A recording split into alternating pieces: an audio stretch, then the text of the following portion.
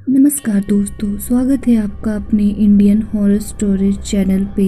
आज मैं आपको बताऊंगी एक बहुत ही खौफनाक स्टोरी के बारे में, तो प्लीज़ लास्ट तक बने रहिए। अब मैं आपको एक कहानी सुनाऊंगी जो कि बहुत ही ज़्यादा डरावनी है। राजस्थान के कोटा की भूतिया हवेली। यह कहानी राजस्थान के कोटा शहर की एक भूतिया हवेली के बारे में है। यह हवेली राजा महाराजा के समय में बनाई हुई थी, लेकिन पिछले 18 सालों से इस हवेली में आज तक कोई भी रहने के लिए नहीं आया है। इच्छा होने पर भी इस हवेली में कोई भी नहीं रह पा रहा था, क्योंकि लोगों का कहना था कि इस हवेली में भूत प्रेतों का साया है।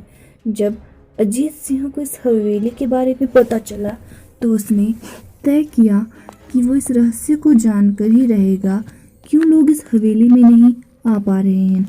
उसने मजबूत इच्छा शक्ति से हवेली में रहने की पूरी तैयारी कर ली। जब उसने हवेली के अंदर जाने के लिए पैर आगे बढ़ाए, तो दरवाजे पे किसी अनजान व्यक्ति ने उसे रोक लिया और नज़दीक जाके बोले, कौन हो आप और किधर जा रहे हो? अजीत सिंह ने जवाब देने के बजाय उनसे सामने सवाल किया, जी आप कौन? मेरा नाम अर्जुन सिंह है और मैं यहीं पास में ही रहता हूँ। अजीत सिंह ने कहा, अच्छा, मैंने सुना है कि यह एक भूतिया हवेली है और यहाँ कोई नहीं आ पाता, इसलिए मैं इस हवेली में एक दिन रुकने का फैसला किया है। अर्जुन सिंह ने कहा, जी हाँ, आपने सही सुना है और आप भी अंदर मत जाइए। मेरी माने तो आप भी वापस लौट जाइए, यह बहुत खतरा है। यह सुनकर अजीत सिंह खुश हो गया, जैसे उन्हें कोई लॉटरी लग गई है। अर्जुन सिंह ने उसकी खुशी को देखकर बोला, आप क्यों खुश हो रहे हो? आपको तो भूतों का सुनकर डर लगना चाहिए। शायद आपको पता नहीं होगा कि मैं भूत प्रेत में काफ़ी दिलचस्पी रखता हूँ। अगर इस हवेली में भूत है तो मैं अंदर ज़रूर जाऊँगा और सारी सच्चाई का पता भी लगाऊँगा। इतना कहकर अजीत सिंह उस हवेली में चले गए। अंदर जाके अजीत ने अपनी बैग को साइड में रखा और हवेली के चारों ओर देखने लगे। सारे रूम भी चेक कर लिए। बाद में ड्राइंग रूम में आके सोफे पर बैठ गया। उसने वहां बैठकर दारू के 2-4 पैक भी पिए।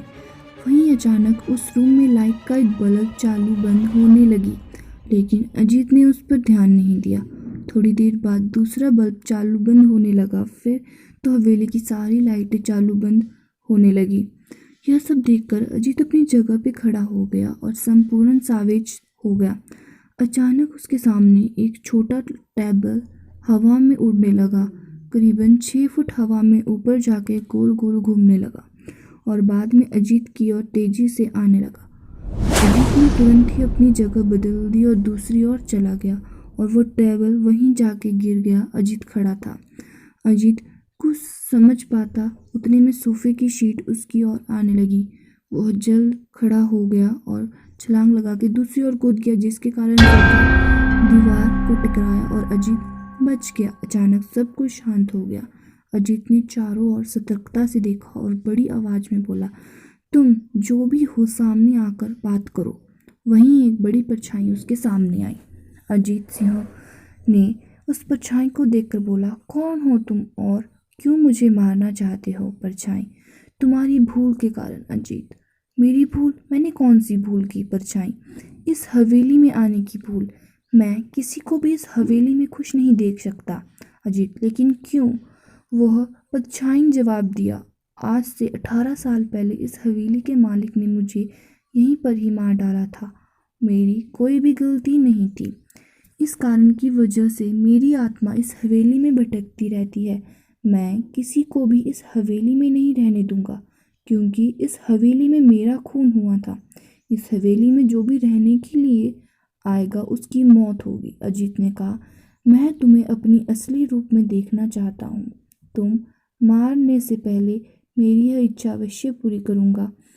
और उसे पिछैड़ ने एक भयानक दरमियान रूप ले लिया। उसका चेहरा इतना भयानक था कि अजीत भी एक क्षण के लिए डर गया था, लेकिन दूसरी ही क्षण में उसने अपने आप पर काबू पा लिया। बाद में इसी अपनी जेब में से सफ़ेद पाउडर निकाला और उस भूत के ऊपर फेंक दिया। भूत के ऊपर पाउडर पड़ते ही जलने लग गया। बड़ी बड़ी ज्वालाएं उठने लगी। वो बहुत ज़ोर ज़ोर से चिल्लाने लगा और बाद में पूरी तरह जल गया। उसके बाद अजीत ने चैन से सांस लिया और वहीं पर सो गया। दूसरे दिन सुबह जब अजीत को सही सलामत हवेली से बाहर देखते हुए अर्जुन को आश्चर्य हुआ। अर्जुन ने अजीत से पूछा, तुम कैसे जिंदा हो? जब अजीत ने अर्जुन को कल रात की घटना को पूरी तरह बताया और बोला, यह हवेली भूतिया हवेली नहीं रही। तो दोस्तों, आपको ये कहानी कैसी लगी हमें कमेंट करके बताइएगा। Please like comment share. Thank you.